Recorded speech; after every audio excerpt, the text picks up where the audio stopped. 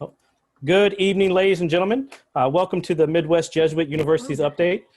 My name is Will Brazel, and we are excited for you to be joining us this evening. Now you're probably sitting there thinking, a Jesuit what? A Jesuit.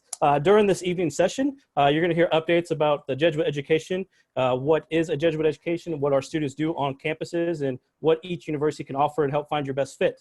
As we go through our session, please keep us up to date with questions. And again, thank you for joining us. And to start us off, we're going to go to Grant with Marquette. Hi, folks. Yes, I will share my screen. So I have a little switcheroo here. Give me just a moment. All righty. So, folks, we appreciate you coming into the session tonight. We do have multiple schools that are in attendance, and we have they'll introduce themselves as they go on towards the end of the presentation, so fear not. But we do have something fun that we're going to introduce you first. We're going to use a software called Mentimeter. Very easy for you folks to log into. So what we recommend is if you have your smartphone or some smart device to go ahead and take that out right now. You can even use your laptop if you prefer and open up a second window. But you see on the screen, you'll see the different options for how to log in. Very simple. You'll go to menti.com. That's menti.com. And then from there, they're going to ask you to enter a code. And at the top of the screen now is this session's unique code. So for those who might have a harder time seeing it, it is 2374944. So again, folks, you're going to be logging into menti.com and entering the code 2374944.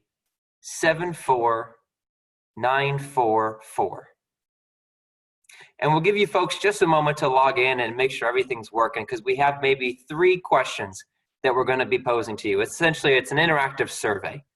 So it looks like that'll be enough time. So the first question we've got for you folks is just to get a sense as to how familiar you are with the Jesuits. How many Jesuit colleges and universities are there currently in the United States? And it's good to see that we've already got some respondents here, so I know that the technology is working.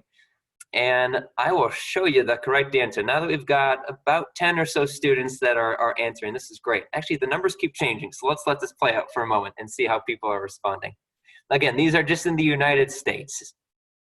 Okay, it looks like the majority of those who answered correctly. There are currently 27 Jesuit colleges and universities. If we had gold stars, folks, everyone who answered would be getting a gold star. Unfortunately, we don't have them, so we'll just do virtual high fives for the time being. Alrighty, the next question we've got for you is a bit tricky one, especially for those who've never heard much about the Jesuits, but it's a free response. And the question is, what does the word Modus mean? Modus is a term that you'll hear a lot when you're working with Jesuit institutions. So perhaps I'll give you a hint. It is a Latin term. So perhaps you have taken a Latin course before or want to deduce what you think it might mean. But what does the word Modus mean? Looks like we've got some respondents here. We've got teacher, we've got more, leader, you have to teach, prophet. So you're all in the right mindset. Yeah, I see spirit, I see kings here. This is phenomenal. Those who answered more, you hit the nail on the head. It is a Latin term for more. And if you learn a little bit more about St. Ignatius, who was the founder of the Jesuits, you're going to find he always wanted to be pushing people to do more for the service of God, to get involved more, to search for more education, more meaning. So that's a common term that every institution that is a Jesuit institution is going to identify in some capacity, and you'll see some themes about that scattered throughout the rest of this presentation.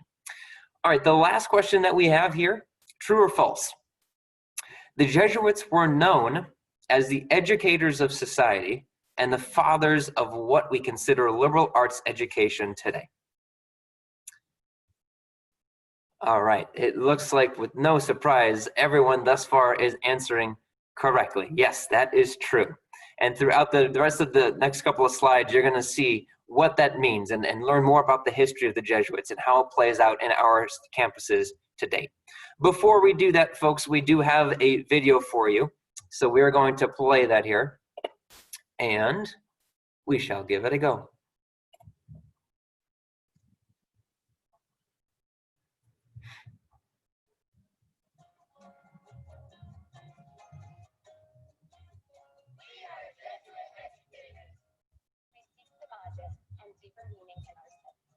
driven by a restless pursuit of justice. We belong to a global network. We work for the greater glory of God. A Jesuit education is transformative. It teaches us how to become thoughtful, confident, and compassionate men and women for and with others. We're committed to the greater good and have a passion for justice that prepares us for lives of leadership and service.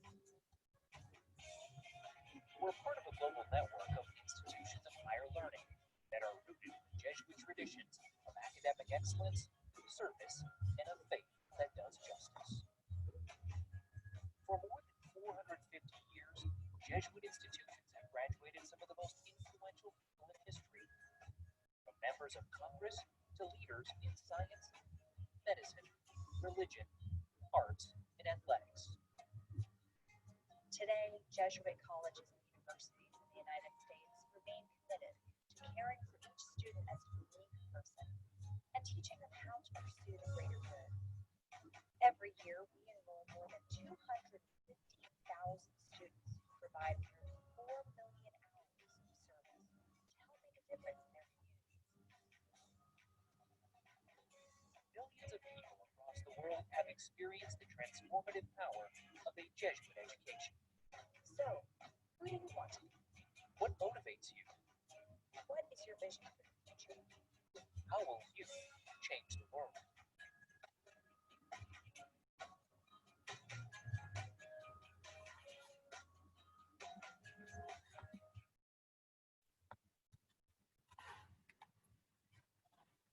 All righty, now we got a quick history lesson for you folks. All right, I'll take that one. Can you all hear me? Okay, awesome. I'm Eve from Loyola. I'm just going to go through a little bit of a breakdown of what a Jesuit school is and how the Jesuits came to be. So who are they? So under the religious domain of Christianity, you have a few different branches, a few different sects. The first being Roman Catholicism, which is the largest Christian church. There's some orthodoxies and Protestantism. So we're looking here at that Roman Catholic tradition. Again, that is the largest Christian church, and there's a large number of holy orders, including, but not limited to, the Jesuits, the Franciscans, Dominicans, Marianists, etc., which are communities of priests who take solemn vows to devote their lives to a specific Catholic mission and charitable works. So the Society of Jesus, more commonly known as the Jesuit Order, is why we are all here today. All of us are employed at Jesuit institutions. And the Jesuits are the largest of the Catholic orders of priests. They were founded in the 16th century by Saint Ignatius of Loyola, which is my school's namesake. He was a Spanish soldier turned theologian throughout his life, and as well as other young men, most notably Francis Xavier, were unable to travel to Jerusalem to kind of fulfill their quest in terms of their Christian mission because of the Turkish wars at the time. And so these men went to Rome instead to meet with the Pope at the time. Again, this is the 16th century. And they requested permission to form a religious order, and he approved.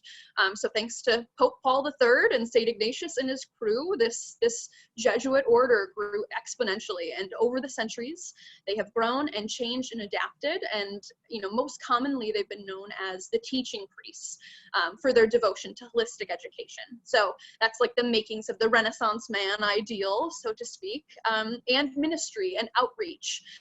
They've opened hundreds of academic institutions across the world, most of which are still operational today.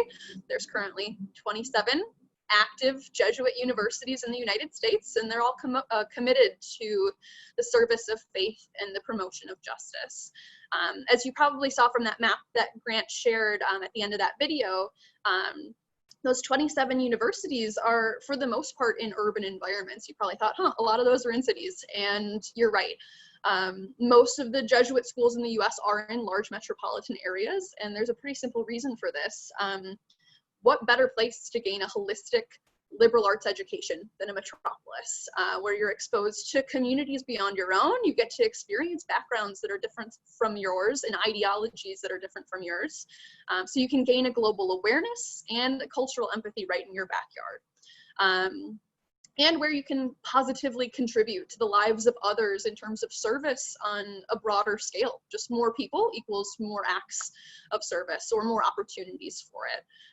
So I'll let my fellow panelists address those subjects in a little bit more detail, but when you think of Jesuit schools, those top two pillars of all of our institutions are a commitment to holistic knowledge and to make men and women for others through those acts of goodwill and social justice. And it all started, you know, quite a few centuries ago, back in Spain and Rome, and again, kind of snowballed from there. So that's why we are all here today. We would love for you to kind of share in that tradition and learn a little bit more about the history yourself when you're a student at one of the Jesuit colleges in the US.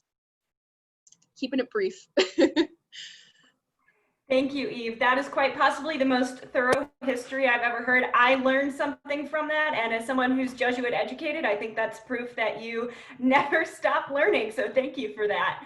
I want to talk a little bit about the Jesuit philosophy. My name is Jennifer Tanner. I am an admission counselor with St. Louis University. So all of us talk about the Jesuit philosophy in just a little bit of different ways, but in my mind, there are three really core principles. And the first one we already talked about, Grant alluded to when you answered that question, what does the word modus mean? Modus means more. So all of our universities are constantly challenging our students to be more and to do more, whether that means taking that extra class to learn that extra bit of knowledge, getting more involved in campus, taking on a leadership position. We are constantly asking our students to be those leaders and to be more. Second that goes along with that is cura personalis, which is care for the whole person.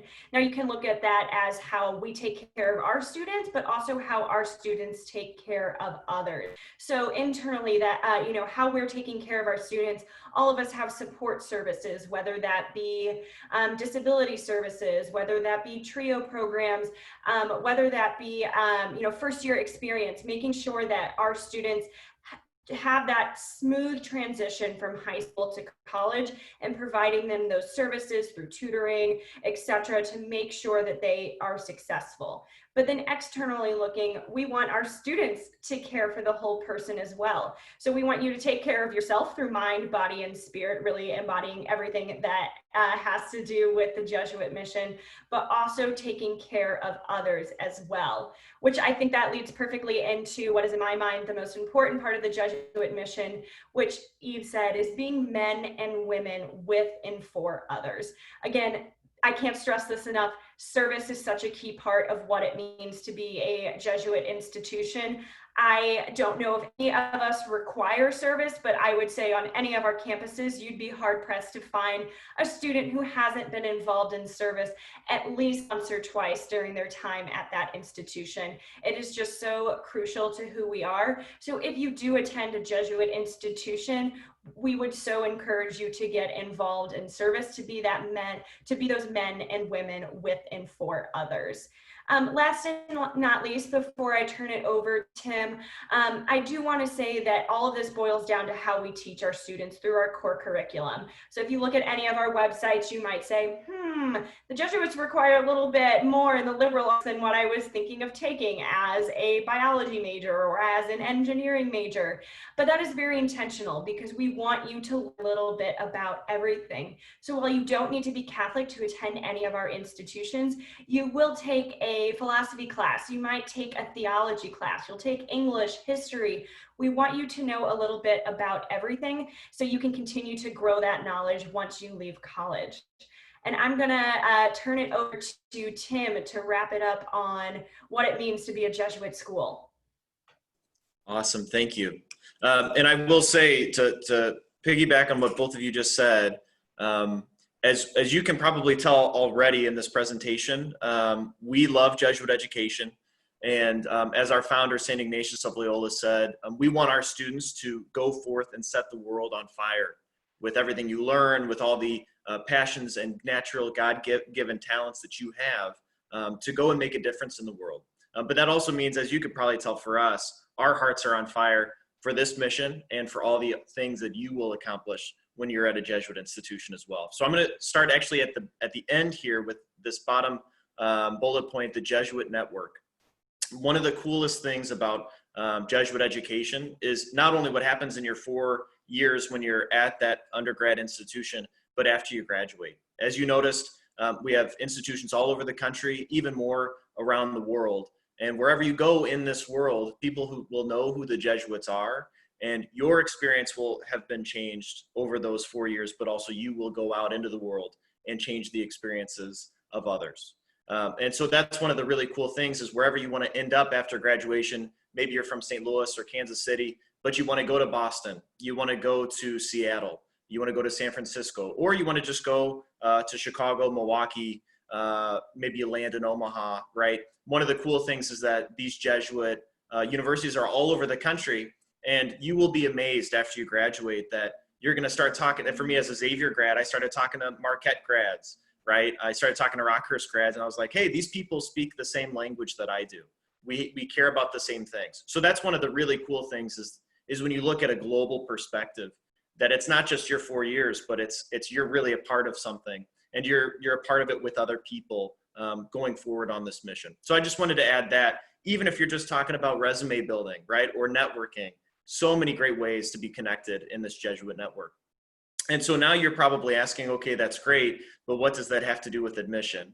And like you could probably guess by now, all of these Jesuit principles, the mission, the identity, it all has to do with what we do in the classroom, but also on our admission side. So just real quickly, not only, like Jennifer said, is this about a holistic approach to education, but we want to take that same role when we're talking about admission. So for all of our admission offices all over the country, if you're at a Jesuit university, what we want to do is focus on a holistic approach to education. And again, that idea of cura personalis, it's care for the individual, right? Care for the whole person. So we're not only going to look at your GPA or maybe your test scores. Obviously, a lot of us, if not all of us now, are test optional with everything that's going on in the world. And we'll talk about that as we go along. But what we really want to do is we want to know who you are. So as best as you can, we want to see who you are coming off the page, or in your essay or in your letters of recommendation, what you're involved in. And so please trust that when we're reviewing your application, whichever school it is that you're applying to, we're really going to take good care to make sure that your whole person is reviewed, not just your GPA or your test scores, right? So that's something really important. We want to make sure that and hopefully that gives you a little bit of ease when you're going through this application process. And then just finally, one of the cool parts about this Jesuit network, and that's why we are all in this together, we're presenting on this topic together to share this Jesuit form of education with you, is that there's a right fit for everybody, right? So if you are really looking for a more urban specific campus, you want to be right in the heart of the city, maybe Marquette's a great fit, maybe St. Louis U is a great fit, maybe that's Fordham, right? Or something like that.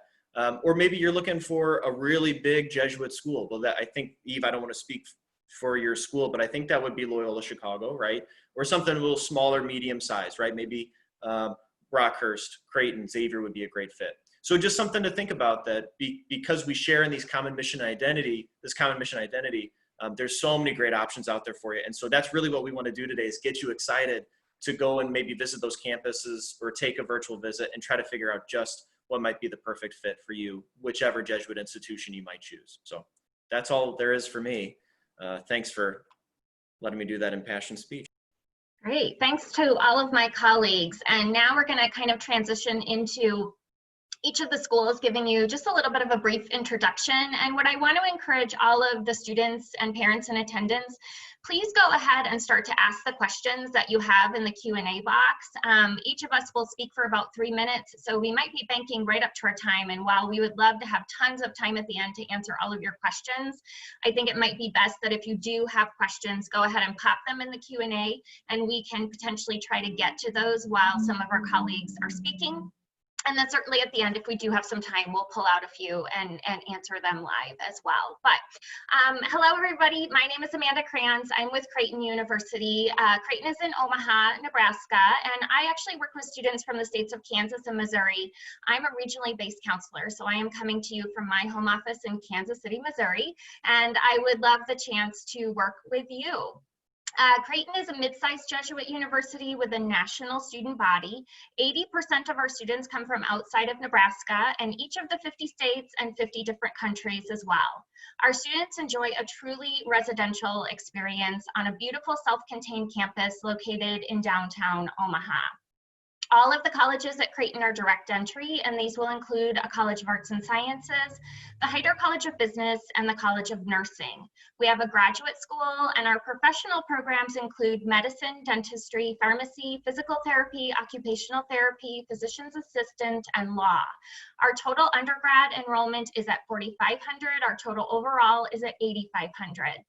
And for a school of our size, we are considered the most complex institution academically in the country. Creighton has long been known for strength in the health sciences, and our health sciences are expanding with the addition of a new campus in Phoenix, Arizona, which will include a second Creighton Medical School that will open in 2021. This addition will make Creighton the largest Catholic healthcare educator in the nation.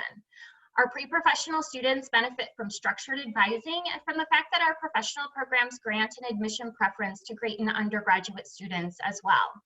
Our College of Nursing offers direct entry admission. Our nursing students complete more than 1,000 clinical hours, and we've enjoyed a 100% job placement rate for years, so that's exciting as well. We also build study abroad into our nursing program, which is fairly unique. Creighton's Heider College of Business is the only university in the country to offer both a 4-year leadership development program and a 4-year career development program for all business students. Our business students benefit from being located in a city with more internship opportunities than we have students to fill them. I hope you can make a trip to Omaha. We are located in a city with a population of about 1 million. Omaha has a vibrant business climate, very strong Fortune 500 company presence, and provides amazing experiential learning opportunities for students. True to the ideals of Jesuit education, Creighton students are passionate about social justice and use their gifts to help. Last year, our 8,500 total students gave more than 1 million hours of service to the community. Local service opportunities are available to our students nearly every day of the school year, and hundreds of Creighton students take advantage of service trips during our spring and fall breaks. We also have a service learning campus in the Dominican Republic, and Creighton students really are men and women for others. We are currently offering both in-person and virtual tours and visit opportunities. We are, once again, test optional. We made that decision last year. So please reach out to me if you'd like to discuss the possibility of Creighton. I'd love to speak with you. Now I will pass it over to Eve with Loyola Chicago. Thank you kindly, Amanda. Okay, hi everyone. My name is Eve Hoffman. I am a senior admission counselor at Loyola University Chicago. I'm also a Loyola alum and actually a Loyola current student too, as it happens, because I went to Loyola for my undergraduate degree, have worked in the undergraduate admissions office for about 5 years now, and I'm currently pursuing my graduate degree in our Quinlan School of Business. I'm getting an MBA. So past, present, and future Loyola student over here.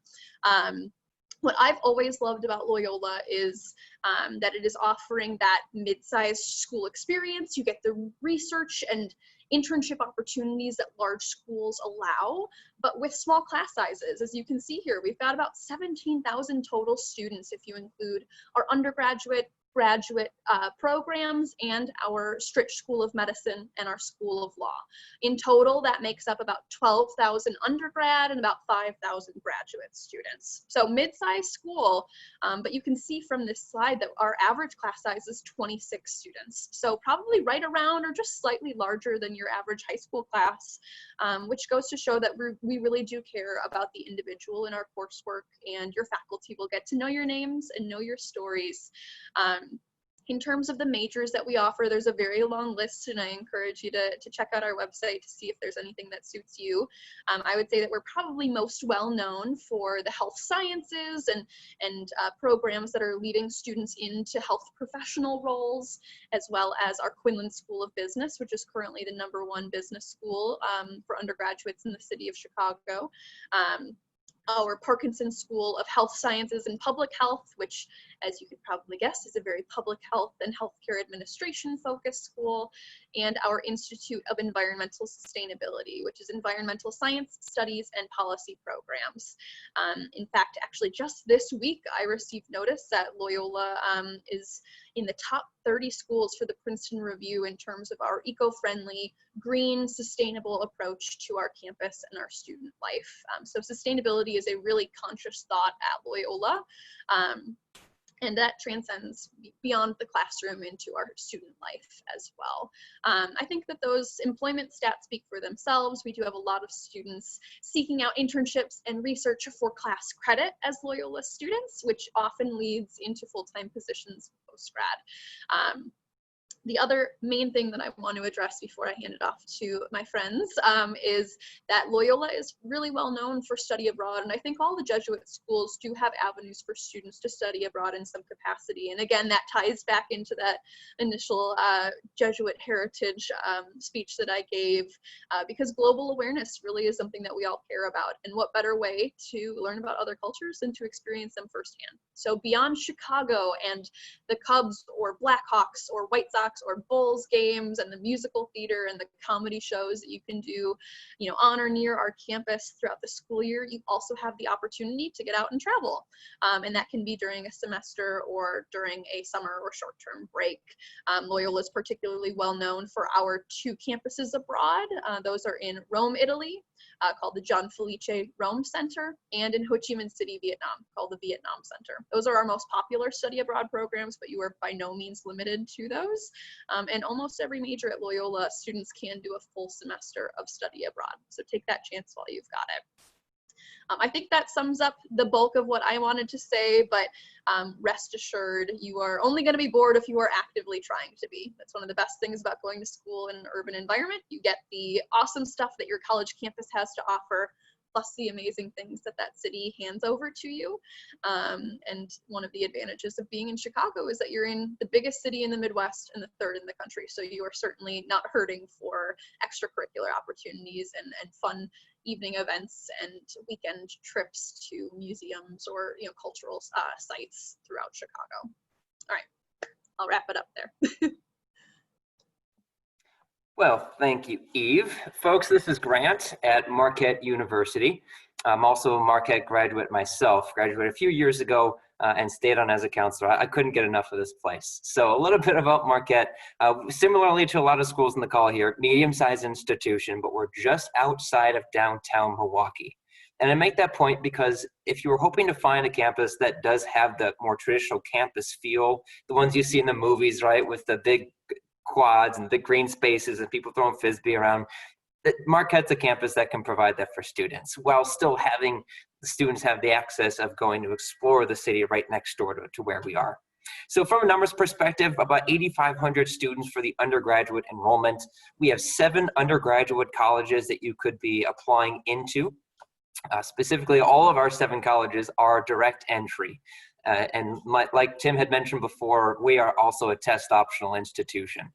So other things to consider is the student involvement, not just on campus with over 300 different organizations that you can partake in, but also to tap into some of those resources that are right next door to us in Milwaukee, downtown Milwaukee specifically. So what I mean by that is if you're looking to engage in going to see, if you're a sports fan, right? In a traditional year, you can walk 10 minutes away from our campus and go see the Milwaukee Bucks play their home games at the Fiserv Forum, which is actually the same place that our Marquette men's basketball team plays their home games too. The Milwaukee Brewers, if you're more of a baseball fan, they're about 15 minutes away from campus. If you wanted to go to, say, Broadway shows or comedy shows like improv, stand-up, anything that needs a ticket for that matter, all of that is within, I'd say, a 10 to 15-minute walk from our campus. Another thing, just to help put this in perspective from perhaps those who like to look at maps who are in the crowd, we are about 1.5 miles away from Lake Michigan. And of course, along the lake, you've got hundreds of miles of bike trails and hiking paths, etc. So all of that is within access for our students. Main programs that students know us for, particularly from the St. Louis area, which is where I spend a lot of my time recruiting, would be our 4-year direct entry nursing program, our 6-year doctorate of physical therapy program, our 5-year PA program. We've got a dental school, we have a law school, and a myriad of other opportunities on the graduate level for students to apply into as an incoming student.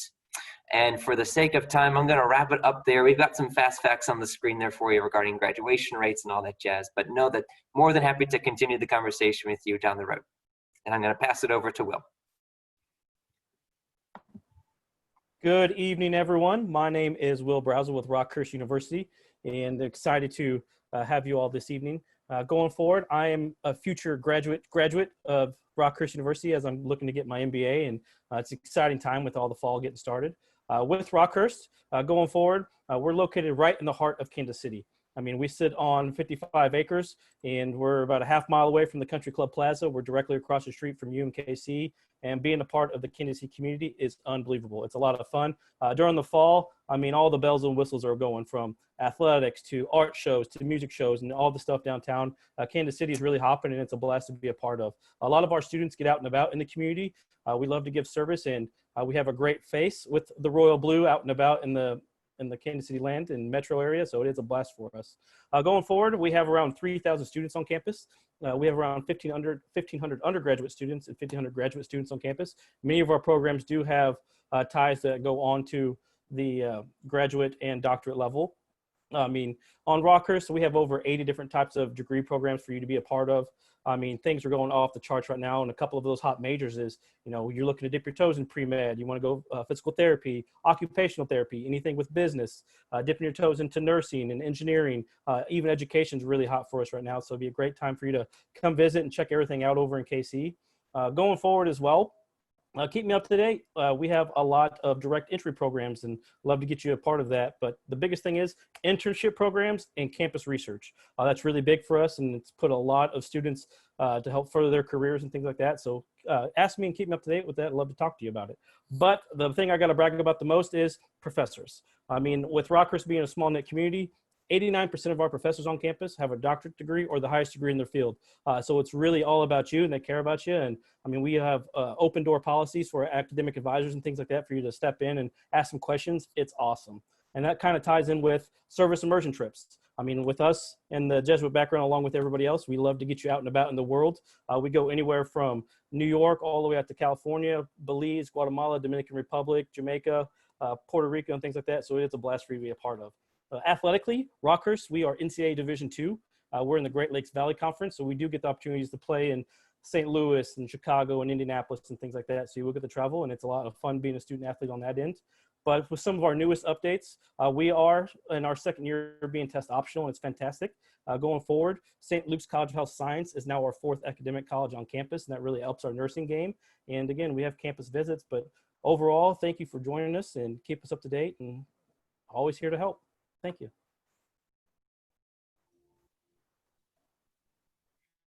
Hello, everyone. As I said earlier, my name is Jennifer Tanner. I am a regional admission counselor with St. Louis University. So I am based in Kansas City. So for any of you out there who are listening in from Kansas City, I'd love to get to talk with you later. For those of you from across the state, we have several admission counselors working with students from Missouri, since we are located in Missouri. Just to give you some brief information about us. So we are a medium-sized institution with just over 8,000 undergraduate students. We have 2 campuses, one in St. Louis and one in Madrid, Spain. We're the second oldest Jesuit university, founded in 1818. So if you do some quick math, we're over 200 years old. And we are the first university west of the Mississippi. Like most medium-sized schools, your average class size is about 25 students. So 25, 26, that's pretty similar to what many students experience in high school. Our student to faculty ratio is 9-to-1, and 99% of our faculty have the highest degree in their field, and they are the ones teaching your courses. So you'll never be taught by a TA or a GA at SLU. One of the things that makes us unique is the fact that we are the only Billikens. So if you've never seen a Billiken before, do a quick Google search of it.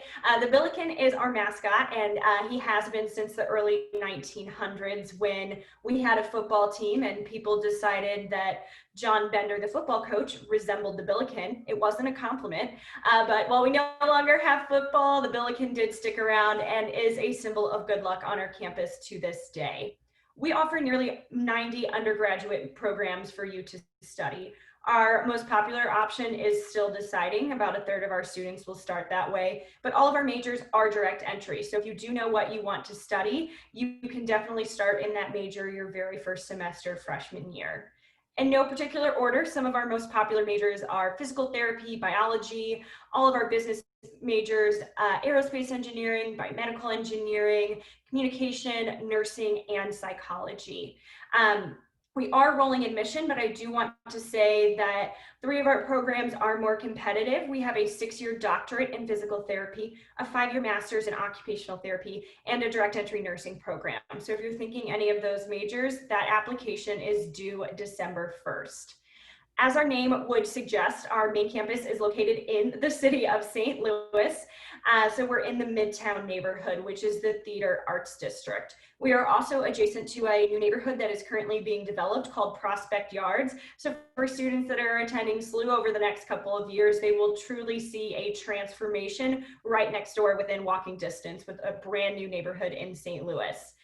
Our main campus is in Midtown. Our medical center and our health sciences center is just about a mile down the road. That's where SLU's medical school is, as well as a new hospital that just opened that's twice the size of our original hospital. So we're very excited for all of our health sciences students, for our pre-med students to have that hands-on experience at the hospital, just at a state-of-the-art facility instead of our older building, which is right next door. Just to touch base on what there is to do on campus, as I mentioned, we're about a mile and a half from Forest Park. It's the largest urban park in the United States. There's a free zoo, free history museum, free art museum, free science center.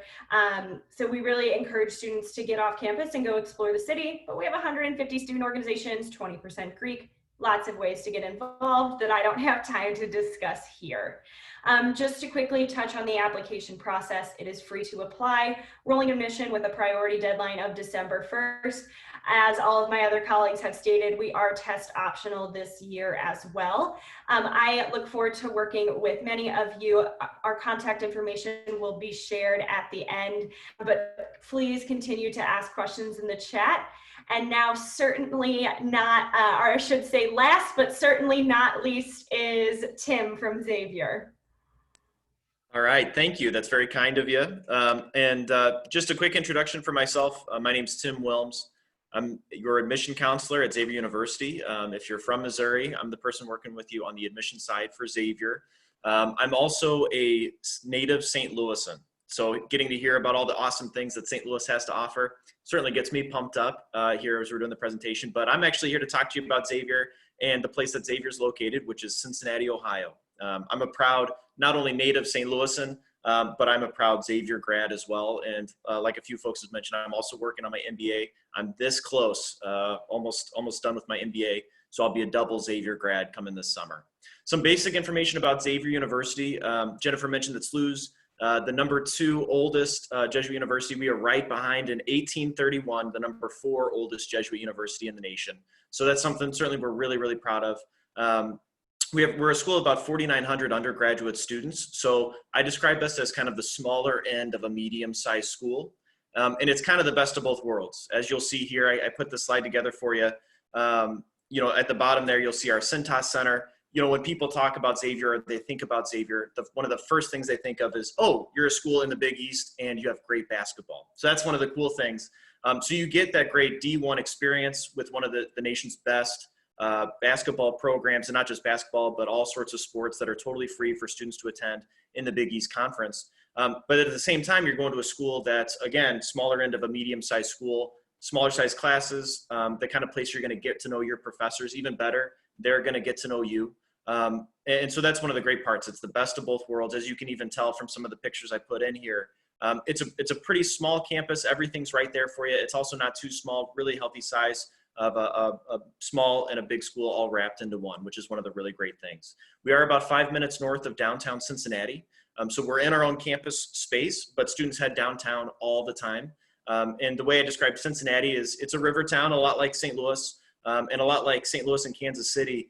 There's so many amazing things that you wouldn't necessarily know about Cincinnati before you visit or before you're a Xavier student, but there's so many ways to go in, go downtown, go take advantage of all the awesome things that happen there.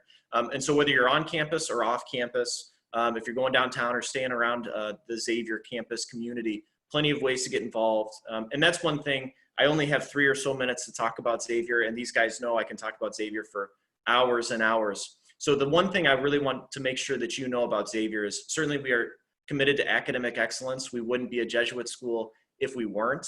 But one of the things I really want to make sure you know is if you're looking for a place to feel connected to the people around you, feel like you're invested in your campus community, you want to make a difference at your school, Xavier's an amazing place for you to be. It's easy to find leadership experience. It's easy to get to know the people around you. It's easy to actually make a difference on campus and in the lives of the students around you, kind of like we talked about with our Jesuit focus of education earlier at the beginning.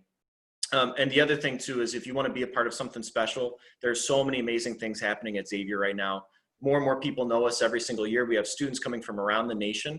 And so it's cool that you could be going to class with students from Colorado, from California, from New York, but also still get that intimate classroom size and that great personal connection on campus. So again, it's the best of both worlds. There's awesome things happening at Xavier, and I'm here to work with you throughout this admission process or throughout your time exploring your college options. So really excited to go back home to St. Louis, to Kansas City, and to work with you guys and all over the Missouri area. So thanks again for having us. Okay, guys, we have about, 4 minutes left. So feel free to, if you've got some questions, pop them in the chat box. I think that I will just go ahead and maybe throw out a question that seems to be top of mind for a lot of the students in the Q&A tonight, and that is test optional. Because I believe now I can say all of us, at least here tonight, are test optional. So maybe I'll throw this out to Jennifer at SLU, if you wouldn't mind answering it. You know, if a school is test optional, then essentially what does that mean in the admission process, and how does a student get reviewed for admission and scholarship purposes? Jen, do you want to take that? Absolutely. And I will say it's always good to check with every university that you apply, because test optional is intentionally vague. So each school will adopt their own policies. But generally speaking, when a school says test optional, it means that you will not be disadvantaged by applying to the school without a test score. And I think if any year we take that to heart, it's this year especially. So what we want to stress is don't stress about taking the ACT or the SAT or trying to even raise your score, or, you know, we don't want you to worry about that. For many schools, being test optional, SLU included, means that your scholarship decision will not be based on test scores either. So when you apply without a test score, you will not be disadvantaged. Now, again, I would definitely check with every school. Most of us are test optional, but there might be caveats. Like I think Eve mentioned that for nursing and engineering, they still require a test score. So there may still be specific programs that at each school they're going to require one, but really the 6 of us that you see here, that's what we're here for, is to help guide you through that process and help you figure out what's going to be the best way to apply to each one of our schools. Terrific, perfect. And then Grant, well, if you wouldn't mind, I would love for you to address, I think that sometimes students get nervous if they don't quite know what they want to study yet. Speak to kind of still being that still deciding student, and how I think especially at Jesuit universities, that's perfectly okay and fine, if you wouldn't mind speaking to that. I would be happy to, because that was my experience. Yes, I had some vague ideas as to what I was going to study in school, but more generally speaking, when you're thinking about what we might call undecided or multi-interested, however university is going to slice or dice it, the benefit of going to a school like a Jesuit institution is that a lot of the courses that you take aren't just going to be specific to one major. They are those humanities, those liberal arts courses that expose you to a lot of different areas of what you could study. So even if you have truly no idea what you want to go into, the way that your curricula is likely going to be built is purposely to expose you to those different areas to figure out what you want to major in or minor in, or simply just to take the courses and learn a thing or two along the way, which ultimately is what going to college is all about, folks. So it is very much expected in some capacity that students are going to change their mind in one way or another. In fact, a lot of national statistics show that college students themselves will change their major of what they want to go into about 2 to 4 times, depending on the year of when that data is pulled. But the concept is, it's gonna happen. So be open-minded. That's definitely something to leave with when you're thinking about Jesuit education, is be open-minded, be open to the experience, and you'll learn about yourself along the entire path. Perfect. That was great. Thanks so much. We have like a minute left, and I'm pretty sure we're going to get cut off here, but you can see all of our names and contact information up on the screen right now. Please don't hesitate to reach out. Each of us admissions officers are here to answer those questions to help get you the information that you need. And we are so grateful that you joined us tonight. So thank you so much for your time, and keep in touch if we can help with anything at all. Take care, you guys. Thank you, everybody. All right, I want to thank all of this. I picked the wrong one, didn't I? Leah, help me. You gotta hit stop share. Sorry. Okay. I want to thank everyone. Yep. Thank you all for joining us. And I want to remind you, there will be a quick survey. If you wouldn't mind taking that, we'd really appreciate it. For all the members of the Missouri Association for College Admissions Counseling, I want to thank you for attending and remind you there are many more sessions. And so feel free to sign up for as many as you can. And a recording of this session will be available. The presenters did a great job, so I really want to thank everyone. And you all have a wonderful day. Thank you. Goodbye. Good to see everybody.